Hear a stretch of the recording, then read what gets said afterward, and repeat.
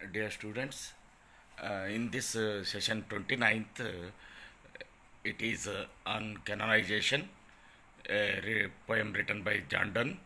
So, here is the text as well as the summary stanza wise in brief.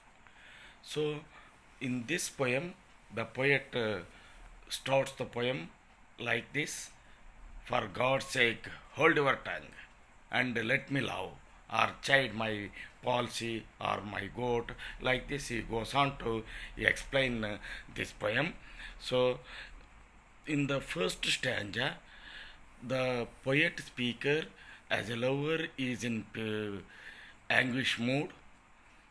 He addresses to a complainer. Apparently, he wants to say that one should keep himself busy by doing appropriate work or suitable work rather than keeping a check on him or his lover. That means he asks the complainer not to disturb their love. The poet lover says that he can make fun of him as he is suffering from diseases and has gray hair. Gray hair means old age, but he won't gain anything by that. He says that he can criticize his ill health, but not his tendency to love. He questions the complainer why he does not work and improve his lifestyle or make some money instead of disturbing or interfering their love. He means to say that the complainers should not or others should not disturb their love. Instead, they should do their own works, or they may even talk or discuss about the lover poet's diseases. The lovers have so many things to do engaged in. So they say the addressee not to disturb them. He says that he needs to think what he is going to do. That means in the first stanza, the speaker is going to say that people should not disturb the love of the lovers. Instead of that, they can talk anything. Even they can talk the personal matters of the lover, but they must leave the lovers to continue their love, not to disturb them. So, in the second stanza, he says that, Alas, alas, who is injured by my love? What merchant ships have my sighs drowned? Who says my tears have overflowed this ground? When did my course a forward spring remove? When did the heats which my veins fill, and one more to the plague bill? Soldiers find wars, and lawyers find out still litigious men, which quarrels move, though she and I do love. So, in the second stanza, what he is going to say that there is an elaborate metaphysical aspects of the poem. The lovers are not making any war of speeding diseases in the society. That means from the lovers nobody is going to be disturbed. They respect others properly. So the poet wants to say that his love injures nobody. It is definitely harmless. The lover is tactful and full of emotion and witty by saying like this. He says that her sighs, his beloved sighs, are not responsible for the drowning of any ship. His tears are not responsible for the flood or floating off the ground. And spring, the nature season, won't go away due to his coldness. Nature has its own natural course, and the lovers are not harming it. The heat in his veins has not increased the number of people who die plague, because that time plague was very common, and it was increasing day by day. His love is in this way harmless. It is not disturbing anybody. All things are going on as usual in the universe. So he asked them not to disturb them or the lovers. So the lover poet says that the soldiers are doing their duty by going to wars. That means they are doing their duties, and lawyers doing their duties. That means by fighting cases in the court. But what the lover wants is to love his partner. All are doing their own business.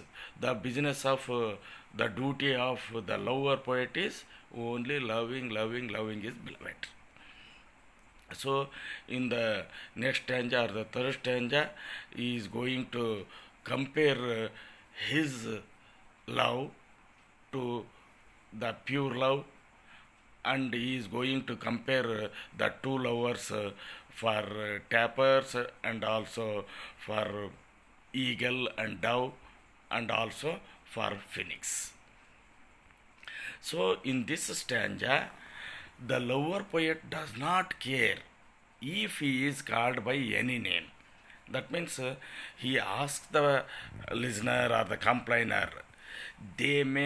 People may call him in any name.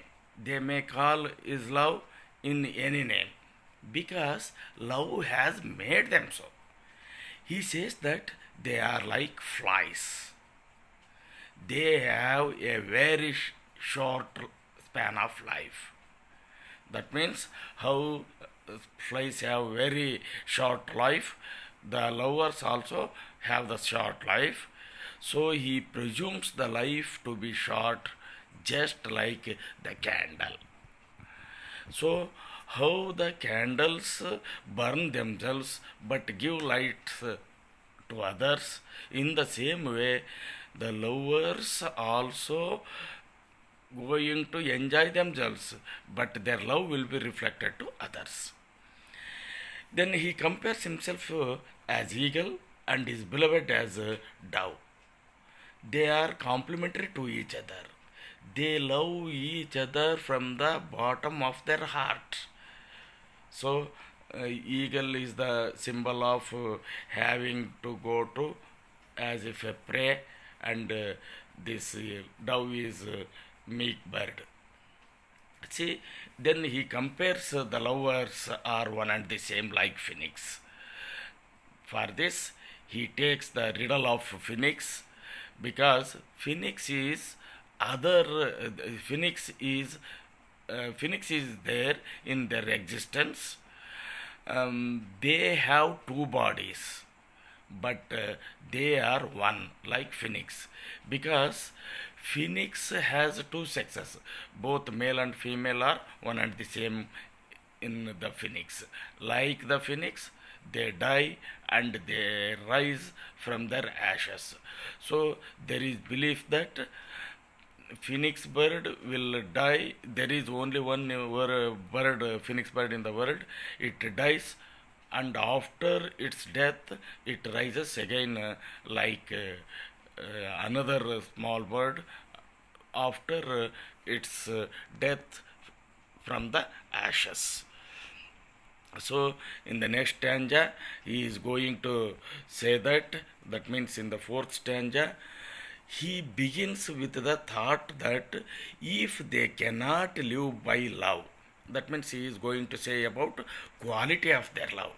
If they are not going to live by their love, they can die for it. They can die by it. That means they are living only for the love. If not possible, they can die by it. He further says that if their love is not fit for tombs and horse ears, they will find their place in poetry. He means to say that the lovers are not fit for the tombs to be kept.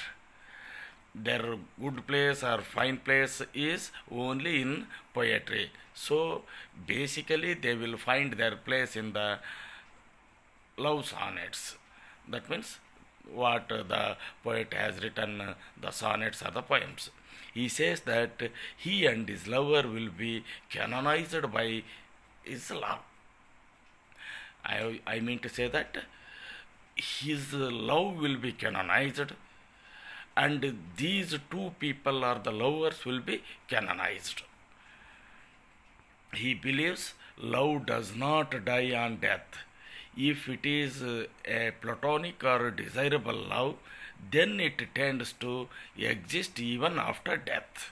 That means, as the love is platonic love, it dies, it lives even after its death.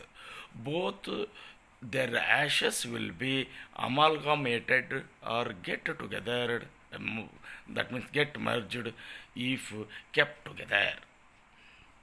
So, in the last stanza, he is concluding the poem uh, like reflecting their ideal pattern of love. He says that they will be declared as saints and will be rewarded sainthood of love.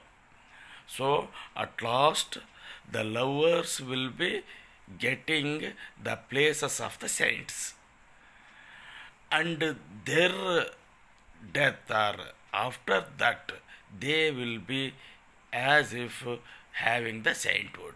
So for all lovers, definitely they will be the saints and they will attain the sainthood.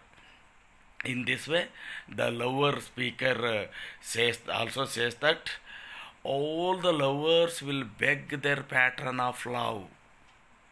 People from various countries, towns, and courts will be praising their love pattern and will ideally follow it, and they will consider, definitely they will consider the lovers as the saints, and as they are canonized.